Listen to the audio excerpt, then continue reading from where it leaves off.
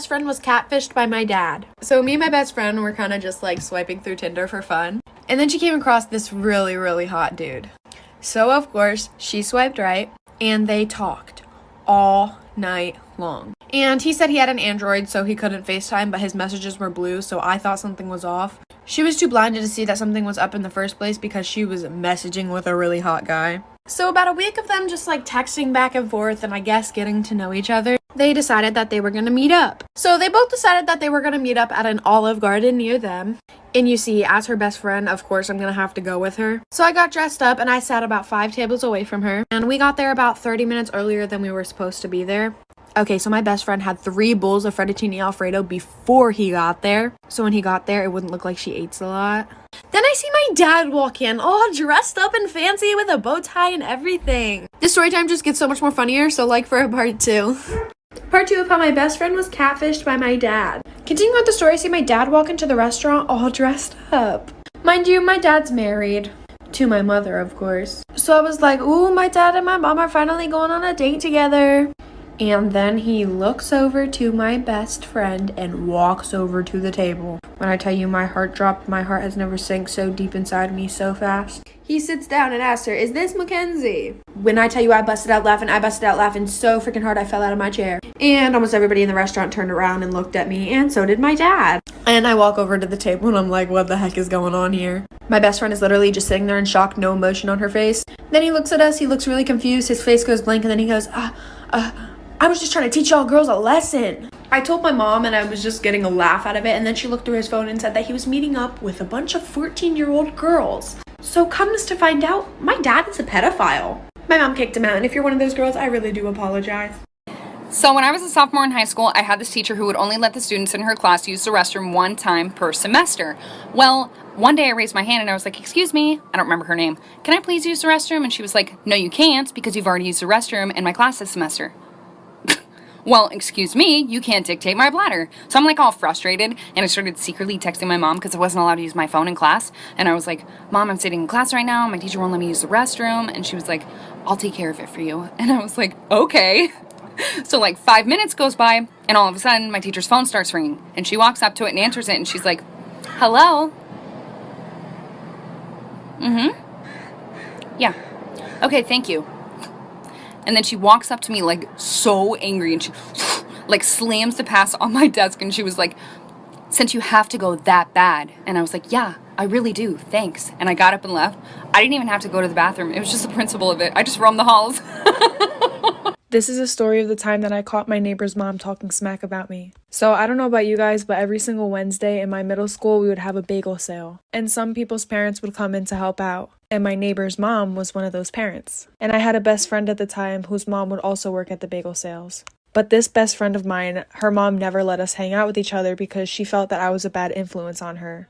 When in reality, it was the complete opposite. She was the one that snuck the boys in her house, if you guys remember that story time, where they peed in a flower pot. So basically her mom wouldn't let us hang out. And sometimes my friend would go with her mom in the morning, basically as a ride to school, and to help out with the bagels too. And one day when she went in with her mom, my neighbor's mom also was there too. So my friend starts eavesdropping into their conversation, and my friend's mom brings me up and says how much of a bad kid I am and a bad influence. And my neighbor's mom was like, oh wow, that's my neighbor, like we always suspected something bad about her, our whole entire neighborhood knows this about her, basically making stuff up about me. So then I go home crying, tell my mom. Part 2 of catching my neighbor's mom talking smack about me. So my best friend tells me all these things that my neighbor was saying about me, obviously. And I got really upset, so I went home and I just started to cry. Because for some reason I felt like when I was younger, every one of my friends' parents hated me.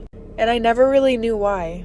I was always the type of person to like let my friends do whatever they want and encourage them in doing whatever they want, whether that's breaking the rules or following the rules. So I mean, I guess that could be something, but I'm just being a supportive friend, like... Sorry, I got off topic. So when I told my mom, she was like, okay, come with me, I'm gonna knock on her door. And I was like, heck no, I do not feel like dealing with this. Mom, you deal with it. So she calls her up on the phone, puts her on speakerphone, confronts her about the situation, and this lady starts going on about how she loves me like I'm her own child, saying that I was never a bad influence on her daughter, and that she actually wanted me to hang out with her daughter more. Like, that's not what she was saying at bagel sale.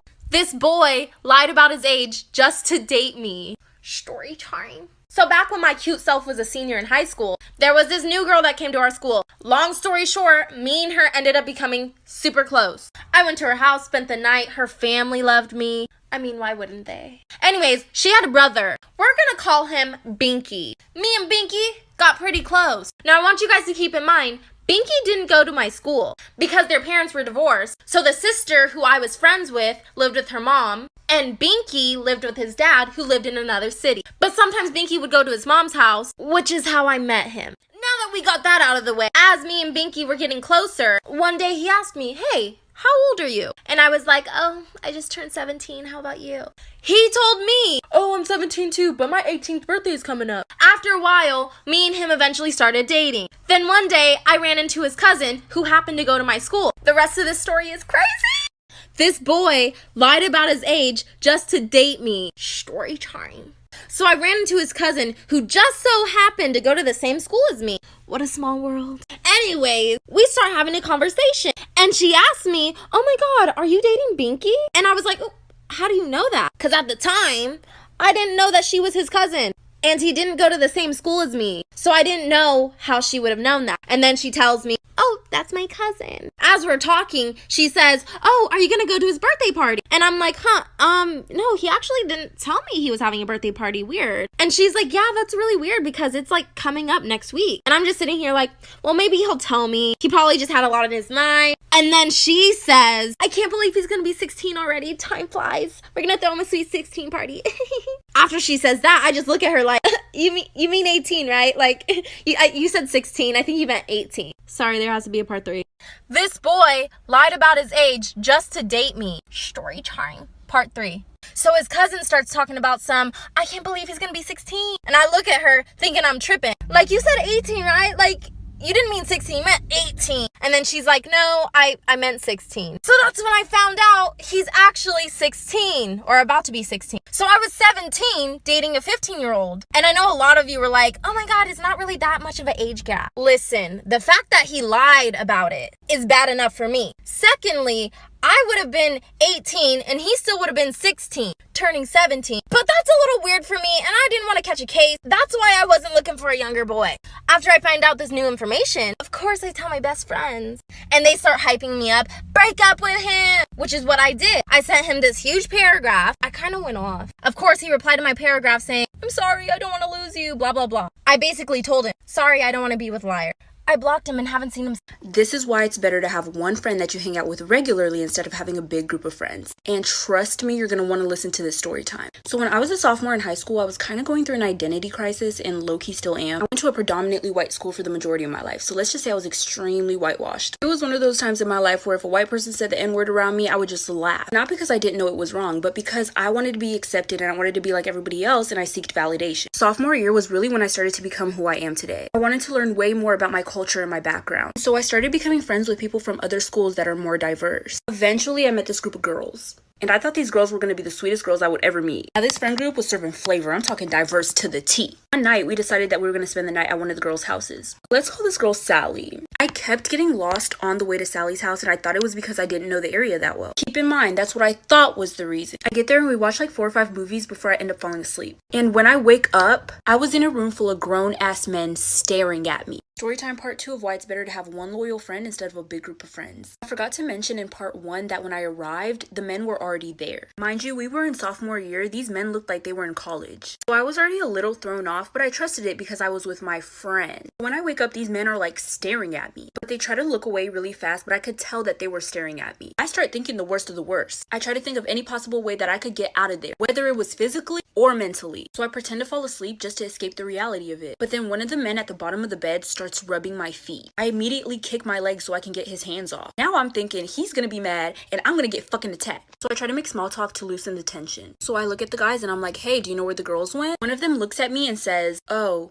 they went home." So I'm like, I thought this was Sally's house." And they say nothing. So at this point, I think I'm being set up. I try my best to not make it seem like I'm suspicious of them. I casually act like I need to pee. Walk into the bathroom and I see a window. Automatically something clicks in my mind, get the fuck out of there. Making part 3 right now. Part 3 of why you should have one loyal friend instead of hanging out with a big group of friends. So I go into the bathroom and there's a window. I'm thinking to myself, I would be so dumb. I would be so extremely incredibly stupid to go back into that room full of grown ass men that I've never met before, instead of making my escape through that window right here, right now. So I trusted my gut and I got the fuck out of there. Mind you, I'm in my PJs right now. No shoes, no socks. I'm making my great escape. Call me Pablo Escobar. While I was doing all of it, I was in disbelief. Like, I cannot believe that I'm escaping, like, right now. Like, this is actually insane. Like, I did what I believed was right at the moment. And honestly, that decision might be the reason why I'm alive right now. So I make a run for it. I immediately run to the front of the neighborhood. I hide behind some trees and then I call my sister. I call my sister instead of my parents because my mom was the one who drove me there. And if she knew that something bad happened, she wouldn't have let me go out again. I'm frantically explaining everything on the phone to my sister. She literally speeds to come get me. When she gets there, I immediately hop in her car and we get the fuck out of there. On our way home, I get a text from Sally. Last part is part 4. I'm making that right now. Part 4 of why you should have one loyal friend instead of having a big group of friends. So I'm on my way home and I get a text from Sally. Hey girl, where are you? We went to the gas station to get some milkshakes. You could have came with, but you were already asleep. I didn't even respond. I just blocked all of them because I know damn well that they were not getting milkshakes. Because 1, why didn't they wake me up to get milkshakes? Because I wasn't the first person to fall asleep. I'd never fall asleep first at somebody's house with a big group of people. I saw somebody else who looked like they were sleeping, so I thought that I was good to fall asleep too. 2, why were all those grown ass men there? Nobody told me that they were going to be there. Like I said, we were sophomores. These men were in college. Maybe even graduated from college. They were grown. 3, why would she lie about it being her house? 4, why did the boy say she went home? I remember when I said I kept getting lost because I didn't know the area. Once I went back to look through the messages that I had with those girls to see if there was anything fishy going on, I noticed that they were all sending me different addresses. Either one number would be off or a letter would be off. They definitely were planning something because they were trying to get me there late. I haven't seen or talked to those girls since then.